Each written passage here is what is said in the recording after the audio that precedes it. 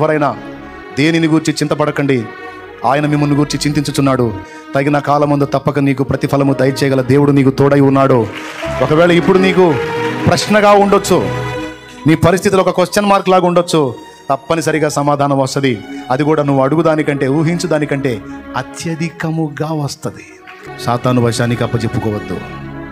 చిన్న చిన్నగానే దెబ్బతీస్తుంటాడు, చిన్న చిన్నవి చేపించి కొంచెం కొంచెంగా వశపరుచుకుంటాడు. ఒకనాటికి పూర్తిగా వాడు వశపరుచుకుంటాడు. వాడికి అవకాశం ఇవ్వద్దు.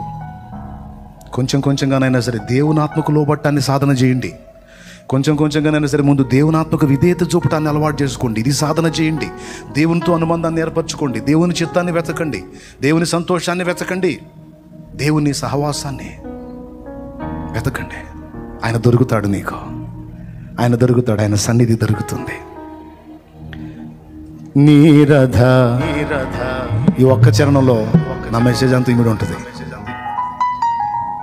పరిశుద్ధాత్మ సారథి, మనము ఆయన రథాశ్వం. గుర్రం దాన్ని ఇష్టం వచ్చినట్టు పోయిద్దా? సారథి ఆలోచన చొప్పున పోయిద్దా? మరి నువ్వు అంగీకరిస్తున్నావా పరిశుద్ధాత్మని నీ సారథిగా?